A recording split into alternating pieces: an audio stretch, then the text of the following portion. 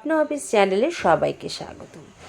আজকে আমার কিচেনে একদম রেস্টুরেন্ট ভাইবস, শোল মাছের চিলি ফিশ।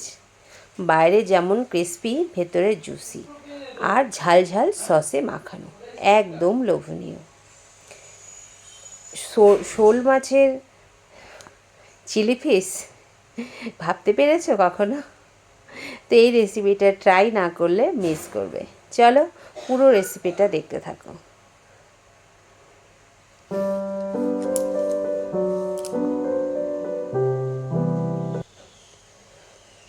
তো দেখো, বাজার থেকে আমার বর, মানে আমার কর্তামশাই, বেশ ছোট ছোট টুকরো করে শোল মাছ কেটে নিয়ে এসেছে।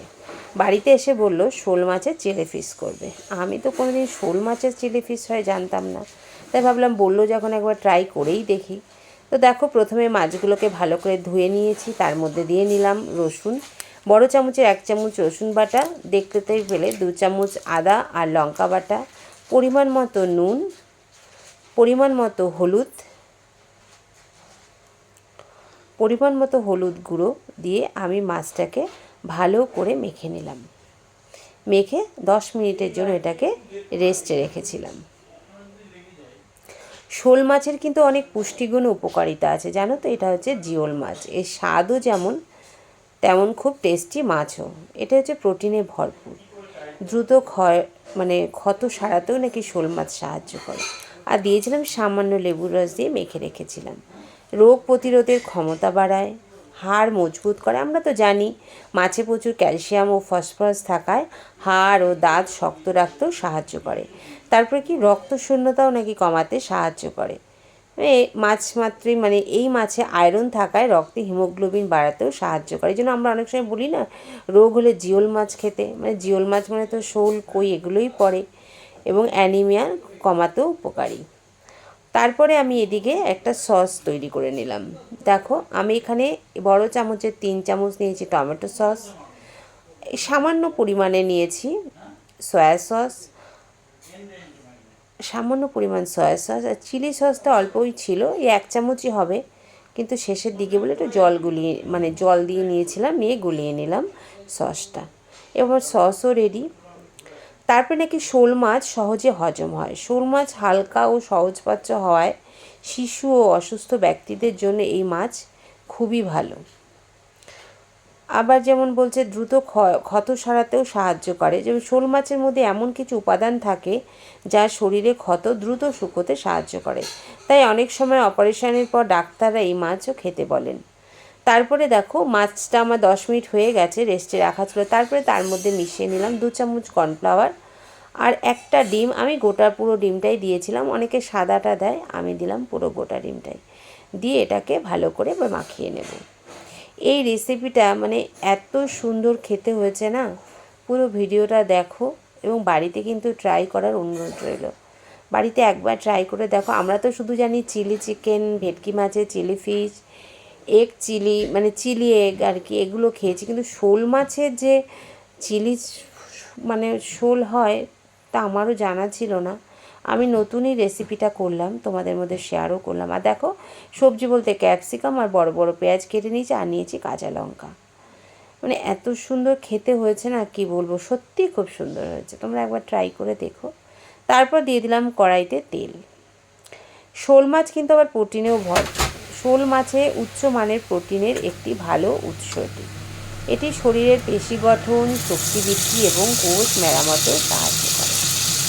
এবার চলো মাছগুলো আস্তে আস্তে ভেজে নিই। আবার বলে শোল মাছ নাকি প্রতিরোধ ক্ষমতাও বাড়ায়। যেমন এতে থাকা ভিটামিন ও মিনারেল শরীরের ইমিউনিটি বাড়ায়, ফলে বিভিন্ন রোগের বিরুদ্ধে লড়াই করাও সহজ হয়। তাজা মাছ মাত্রই তাই তো আমরা জানি, খালে বিলে পুকুরে নদীতে এই মাছ প্রচুর পরিমাণে পাওয়া যায়। এই মাছের অনেক রকম রেসিপি হয়, আজকে আমি এই রেসিপিটা করলাম, দেখতে থাকো। মাছগুলোকে আমি এপিট ওপিট করে এবার লাল লাল করে ভেজে নেব। এপিট ওপিট করে এবার মাছটাকে আমি ভেজে নেব। চলো মাছটা ভাজা হতে থাক, তারপরে আবার আসছি।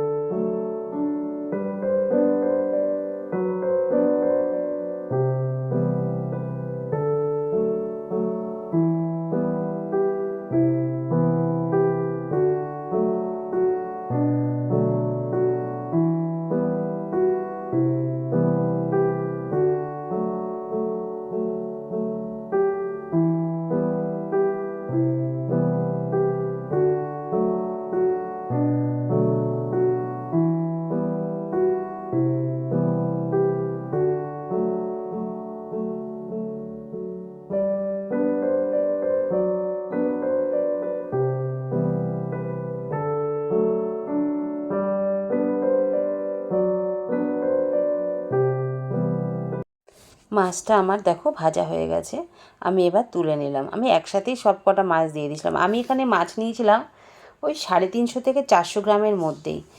এই 400 গ্রাম মাছের পরিমাণে কিন্তু আমি সব কিছু মশলাটা তৈরি করেছি।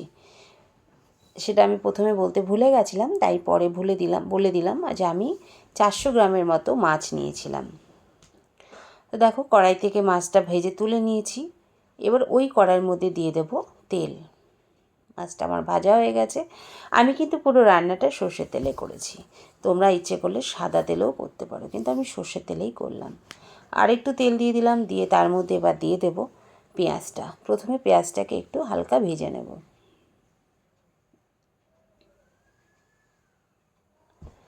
পেঁয়াজটা হালকা করে নেড়ে চেড়ে নিলাম। একটু পেঁয়াজটা ভাজা হয়ে গেলে এর মধ্যে দিয়ে দেবো আমি যে সসটা তৈরি করে রেখেছি, ওই সসটা। আমি সসটা দিয়ে দিলাম।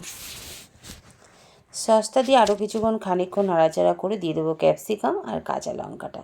যেহেতু আমি এখানে কোনো লঙ্কার গুঁড়ো ইউজ করিনি, তার জন্য আমি আরও কটা চেরা কাঁচা লঙ্কা দিয়েছিলাম। শুধু 2 চামচ দিয়েছিলাম আদা আর লঙ্কা বাটা। তবে ঝাল না হলে তো কোনো কিছুই ভালো লাগে না, তাই না? তার জন্য আমি কটা চেরা কাঁচা লঙ্কাও 5-6টা মতো কাঁচা লঙ্কা চেরা দিয়েছিলাম। দেখো দিয়ে দিলাম ক্যাপসিকাম আর দিয়ে দিলাম কাঁচা লঙ্কা। এবার এইটা দিয়ে বেশ কিছু মানে হাফ মিনিট মতো এটাকে নাড়াচাড়া করে এর মধ্যে মাছটা দিয়ে দেবো। দিয়ে এবার এপিট ওপিট নাড়াচাড়া করে, মানে মাছের মধ্যে যাতে মশলাটা ঢুকে যায়। গ্যাসটা কিন্তু আমার সিম করা, আর এপিট ওপিট করে দিলাম যাতে মাছের মধ্যে মশলাটা ভালো করে ঢোকে। করে কিছুক্ষণ এটাকে রান্না হতে সময় দেব। গ্যাসটা একদম সিম করে লো ফ্লেমে রেখে কিছুক্ষণ বাদ নাড়াচাড়া করছি। আমি আর ঢাকিনি, কারণ যেহেতু আমার মাছটা ভাজা হয়ে গেছে, মানে মাছটা আমার তো সেদ্ধই হয়ে গেছে। আর টমেটো আর ক্যাপসিকাম তো সেদ্ধ হতে বেশি সময় নেয় না, খুব চটজলদি এই রেসিপিটা হয়েও যায়। তো তোমরা বাড়িতে এই রেসিপিটা একবার বানিয়েই ফেলতে পারো। দেখো আমার রেডি হয়ে গেছে চিলি ফিশ। খুব সহজ, খুব মজা, মানে টেস্টি, মজাদার একটা রেসিপি, শোল মাছের ফিশ কারি। অনেকে তো শোল মাছ খেতে চায় না, এইভাবে করলে আশা করি ঠিক খাবে। তা কেমন লাগলো আমার আজকের ভিডিওটা? ভালো লাগলে অবশ্যই একটা লাইক করো, কমেন্ট করো, শেয়ার করো। আর চ্যানেলটা যারা নতুন তারা সাবস্ক্রাইব করো। আর অবশ্যই বেল আইকনটা প্রেস করো, কারণ আমার নতুন নতুন রান্নার ভিডিও নোটিফিকেশান তোমাদের কাছে পৌঁছে যাবে। সবাই ভালো থেকো, সুস্থ থেকো। দেখা হবে নতুন একটা ভিডিওতে, নতুন একটা রেসিপির সাথে।